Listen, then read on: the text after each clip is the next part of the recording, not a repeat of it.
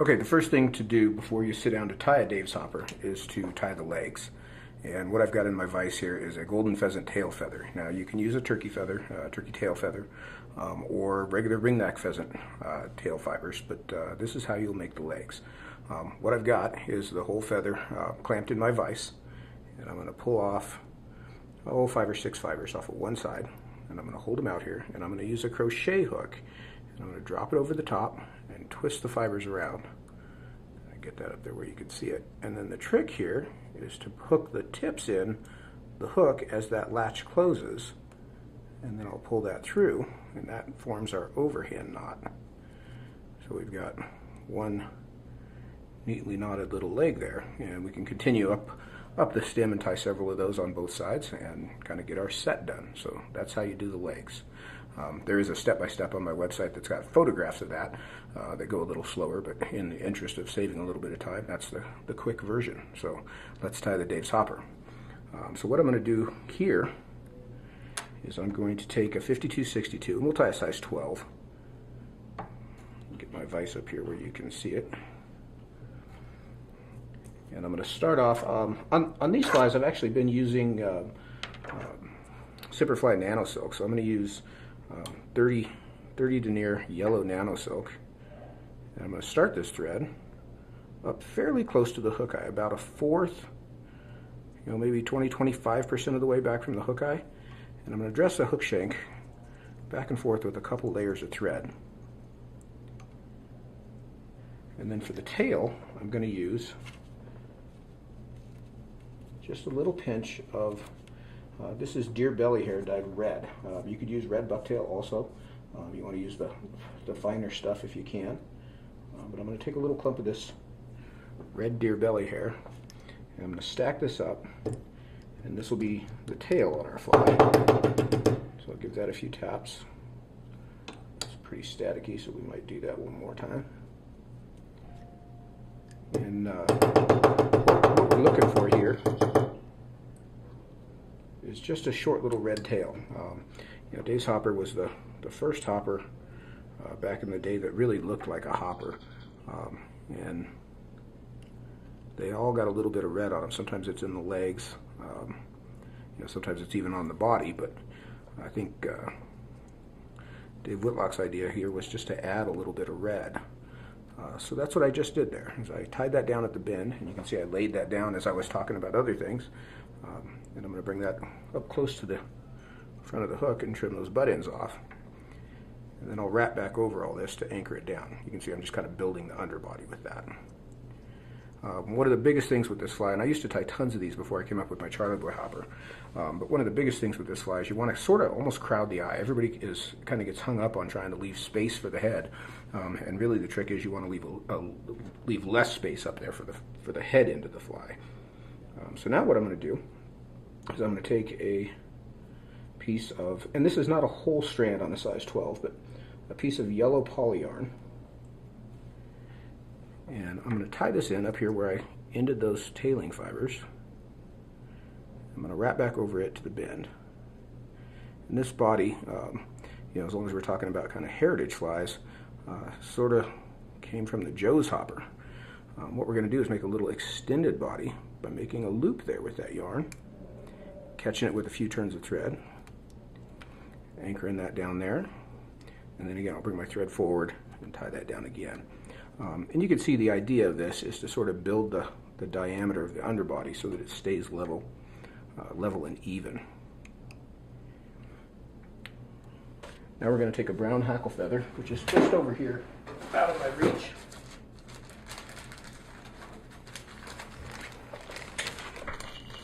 So I'll grab one of these, and the size of this feather really doesn't matter because we're going to trim it off. So this is sort of a good opportunity to use maybe some of your bigger feathers, or feathers that you don't normally use. And I've stripped the end of that feather. I'm going to tie that in at the bend here, just by that bare stem, and let that hang for a second. And then I'm going to come in with another piece of that poly yarn, and this is maybe like a fourth or a fifth of a strand. It's a pretty thin strand of that yellow poly.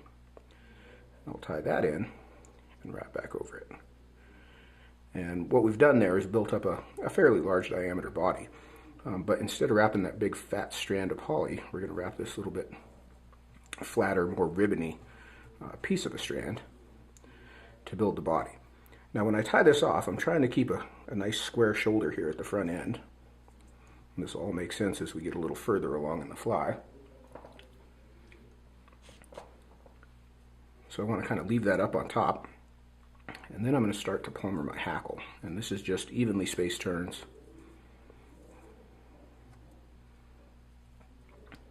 About like so. I'll tie that off and trim that stem out. Get just a couple anchor wraps on there, and then I'm going to trim this hackle off. So I'm going to trim it down short. As short as I can, really, on the top. You want to be careful that you don't cut your little loop back here. And then I'll turn the hook and trim it off on the sides. You can see how I expertly move my thread out of the way so I don't cut it. And on the bottom, I'm going to leave that just a bit longer. So we've just trimmed that hackle down. So we've just got kind of a little bristly little surface area that we've added there. So then for the wing case, I'm going to use, this is a turkey tail quill feather that I've coated with vinyl cement or flexible cement or even clear spray paint. And the reason I do that is that'll keep this from splitting. So I'm going to separate out a section of this quill. It's a little wider than the gap of the hook. And I'm going to fold it. Got a couple little ragged edges here. I'm going to fold it in half, like so. And then I'm going to cut that into a curve so that I end up with a shape like that. And this is going to become our wing. So I'm going to take this and just extend this just past, really just about to the end of the red tail there. And anchor that in place. And I kind of want to make a little band of thread there. You can see how that's cupped over the top of the body. And I can lift those butt ends up, and you can see those won't fray because they're all been head cemented together. So now I'm going to take one of those legs that I made, and I'm going to put one on the far side, and I put the knee just about even with the bend of the hook. So I'm going to hold it against the far side of the hook and catch it with several turns of thread. That's one of the advantages of this 30 denier thread, is you can do a lot of thread work without building up a lot of bulk. One thing that I did to these legs in between is on that kicker portion, I've just put a drop of head cement, and I'll just smear that down the leg, and that keeps those lower fibers all stuck together. So now I'll take the second leg, get the knee even with the first one.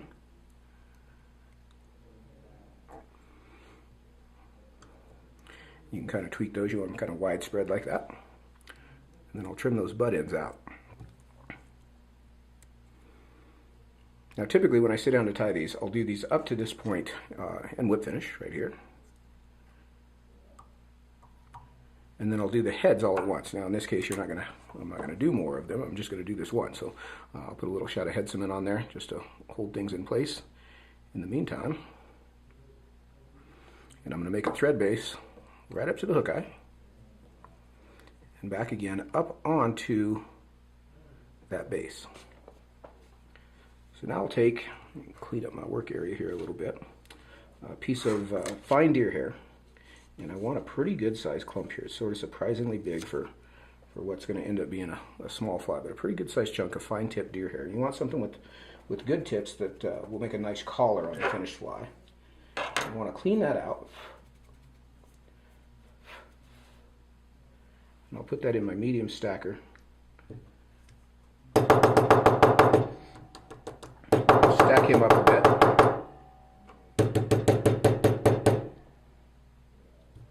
So we've got a nice even bunch like so. And I'll take that out of my stacker. Now usually, when I reverse this, I'll usually trim the butt ends just a bit. As they sit now, they're fairly long and ragged, so I'm just going to trim them down so that they're square. It just makes this hair a little easier to work with. What I'm going to do is I'm going to measure this hair about halfway up the body. I'm going to take my thread up and over the hair, one turn, two turns, and then I'm going to hold it in place and I kind of push it down around the hook as I tighten that thread down. I'll follow that up with one more turn and pull down good and tight. That's one of the advantages of that gel spun thread, is it's very strong, so we can really crank that hair down.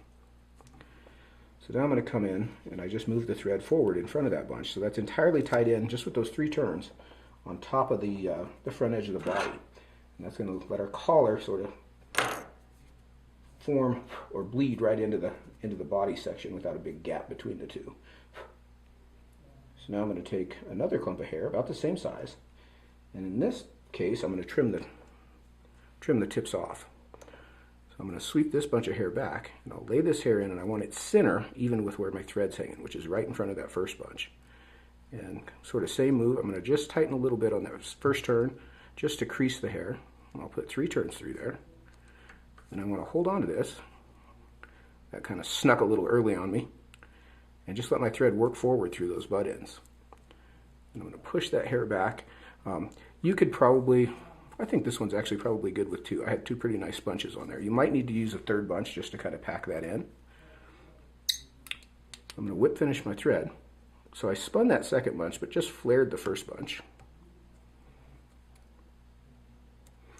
Now, one of the things I like to do on hair bugs of any kind, anything that's got a spun and trimmed deer hair head, is I like to steam the hair a bit. So you can hear in the background there that noise, and what that is an electric teapot that I have here on my desk that I'm going to steam this fly over. So you can see the shape of this hair right now. What the steam is going to do is stand that hair up. As we pack the hair on the hook, we flatten it out a bit, and as we steam the hair, we're going to make that hair more round and make it puff up underneath the thread. So it's going to get even tighter. It's going to tighten those thread wraps down, but it's going to make the hair a little bit stiffer, so it stands up to the razor blade that we're going to trim this fly with. So I'm going to take this out of the vise. I'm going to hold him over here over my tea kettle, which is not quite done yet, so I'll just wait for it to get a little more steam going, and we'll talk about this fly. Again, this is one of the oldest hopper patterns out there. Save for a Joe's hopper, I think, is older, but the Dave's hopper is still a fly that works these days. I mean, we still sell tons of them here in the shop. Great little fly, but a fairly complicated pattern. So, I realize I'm rushing through this just because we don't have hours and hours to go through it. But this is a fly that took me, hundreds of flies to tie before I really got the fly down. So if it's not coming out on your first few tries, don't be surprised and don't be frustrated. This is not an easy fly to tie. So many of these flies these days, you see a video and you can go home right home and tie it. This is a good test to see if you're the real deal or not. So I hear my water boiling. I'm going to take this, and I just got it held in a pair of D-bar pliers. And I'm just going to hold it over the steam, and I'll bring it right back here for you. You can see it just takes about that long. So you can see that puff that hair all up. It's standing up much more, kind of sticking out in front of the hook eye.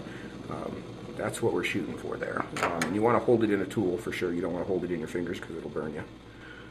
Now typically when I trim these, I do this in my fingers like this. I'll try to hold it up here by the vise where I can see it. It's going to make a mess, but what I've got is I've got the hook upside down. Try to give you an idea where we're at here.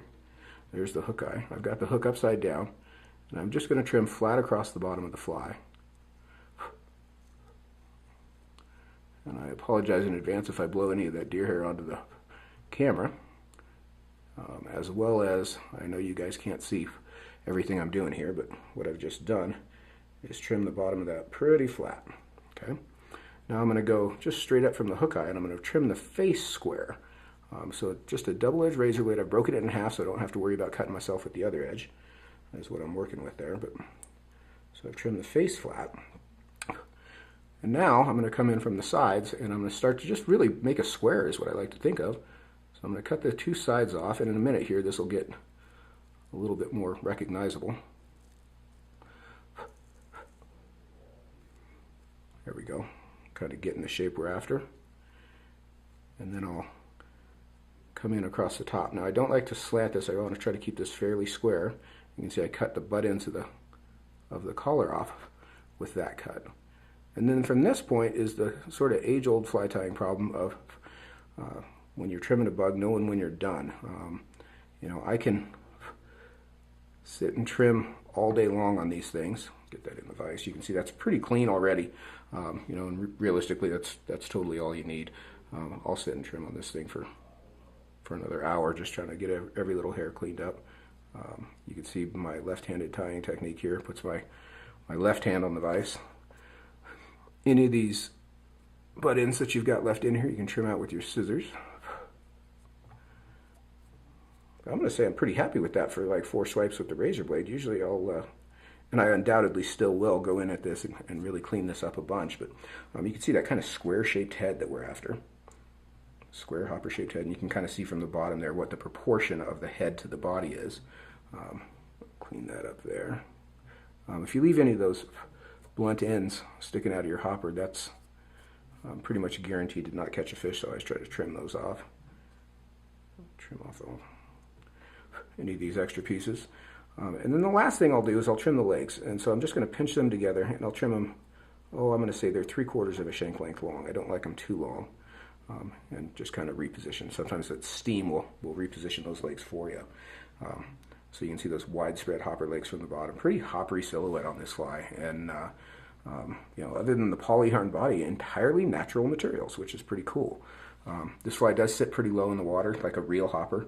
You know, the liability of it is that deer hair head after a while will get soaked through, and it's hard to make it float. But you know, some modern day floatants cure that problem pretty darn quick. But old fly from one of the best fly tyers in the world, in the industry in the world. Dave Whitlock was just groundbreaking with so much of the stuff that he did. And still does these days. You know, you still see him at shows, and he's still just as nice as can be. So I can't say enough about him. You know, years ago I had asked him about tying this fly, and I asked him if he trimmed the heads with a razor blade, and he said, "No, I don't trim them with razor blades anymore because I used a razor blade once in a demo and I cut myself. And when you cut yourself in a demo, all you do is sit there and bleed." So he used scissors. I got all the way through this one, and I'm not bleeding. My finger's still intact, so I'm going to count that one as a win. Really, the win is that I got that head trimmed fairly quickly for you. So there's the Dave's Hopper. Thanks for watching. That was a fun one. Took more practice than I anticipated. I hadn't tied one of these in a long time, but I'm not unhappy with the way that came out. So thanks for watching. I'm Charlie Craven.